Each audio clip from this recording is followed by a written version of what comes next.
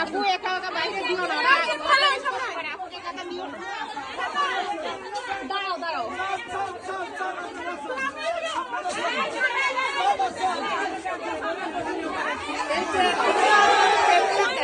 কি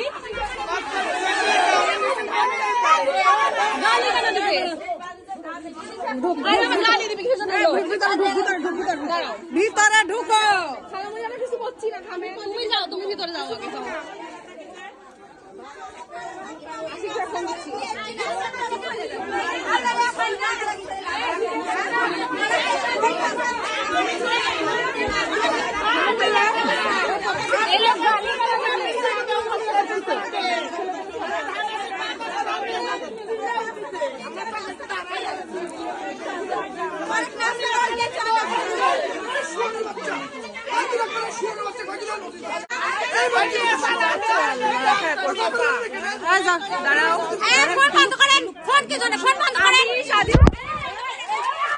আমাদের একদল আগে গেছিল, আমরা পরে গেছি।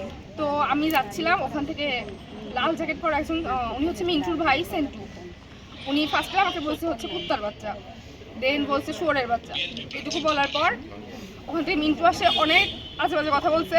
তারপর উনি ওখানকার প্রত্যেকটা মহিলা ওই পাড়ার আমাদের গায়ে হাত তুলছে, ওর ফোন কেড়ে নিছে আমাদের। তারপরে হচ্ছে ওখানে আমার অন্যটা নিছে নিয়ে ওখানে, তারপরে প্রশাসন আসলো 30 মিনিট পর।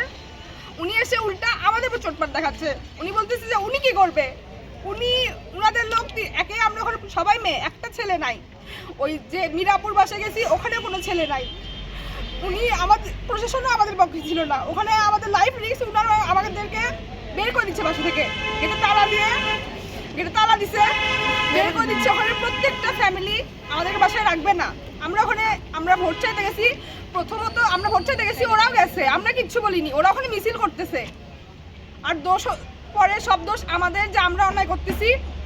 প্রশাসন আসলো, শুনলো, শুধু নিয়ে চলে আসলো আমাদের, এর বাহিরে কিছু না। যে আমাদের কি করব, কি করতে পারি, তাহলে আমরা সাধারণ জনগণের নিরাপত্তা কোথায়? এখানে ভোটের মানে সিস্টেমটা কি? আমরা যদি স্বাধীনভাবে ভোটই চাইতে না পারি, তাহলে এই ভোটের দরকার কি? ঢুকছি সবাই মিলে হচ্ছে ভোট চাওয়ার জন্য। তো ভোট চাওয়ার পরে 4-5টা বাড়িতে আমরা ভোট চাইছি খুব ভালোভাবে। তারপরে আমাদের হচ্ছে দেখি মিন্টুরা আরও সব অনেকেই ছিল, তারা মিছিল শুরু করছে। সেন্টু ছিল, ওরা মিছিল শুরু করছে। মিছিল শুরু করার পর মানে আমাদের কয়েকজন সামনে গেছে, তাদের বাধা দিছে। তাদের বলছে যে ভোট চাওয়া যাবে না এখানে। তো ওরা বলছে কেন আমরা ভোট চাবো না, আমরা ভোট চাইতে আসছি, সবারই অধিকার আছে, আমরা ভোট চাইবো।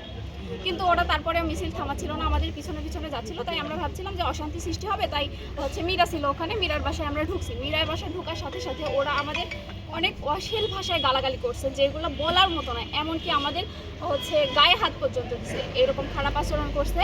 তারপরে আমাদের গেটে তালা দিছে যে এই বাসা থেকে বের হতে দিব না। আবার বলছে যে তোমাদের এখানেই মেরে ফেলবো, খুন করে ফেলবো, এগুলো হুমকি দিছে। হ্যাঁ, মিন্টু ছিল। পরে আমরা হচ্ছে প্রশাসনকে ফোন দিই অনেকবার। প্রশাসনকে ফোন দেওয়ার 30 মিনিট পর আসছে প্রশাসন এইরকম মেয়েদের ঝামেলার দেখেও 30 মিনিট পর কিভাবে আসে এইরকম সিচুয়েশনে?